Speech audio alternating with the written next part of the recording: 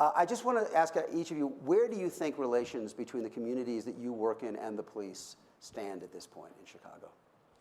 Unfortunately, they're bad. We have a lot of young people in the city of Chicago who don't trust the police, and as a result, you see a lot of tension. We have a great police department with some great police officers. It's just unfortunate that a few of those officers have done their own thing, and as a result, it's led to a lot of damage and a lot of hurt. There have been individuals who, over the years, have been treated unfairly, and the tensions, it's hard to explain, are really, really high. Whenever you see the police in our neighborhood, I live on 66 and King Drive, the Chicago Sun-Times wrote an article 3 years ago that it's the most dangerous block in the city of Chicago.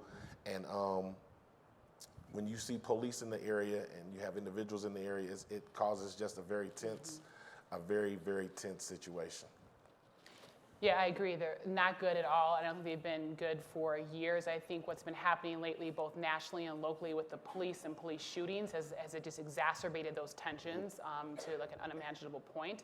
I mean, even I feel like when I get pulled over, I was never comfortable being pulled over, but even the last year or so myself being pulled over, I am even like, uncomfortable is not the right word. Scared is probably a better word, I think that it permeates the community. I think of one of my students who, this kid was like a straight A and B student, did all the right things, came to school like on time, great kid, never had any issues. One day I was in my office and they bring the kid into me and they said, "Mr. Dozier, we have to show you something." It was one of the staff members, "We have to show you something." And they laid a gun down on my desk. And it was this kid's gun. This is a straight A student, like never had any issues, comes to school on time. And obviously, we had to call the police because there's a gun in the school.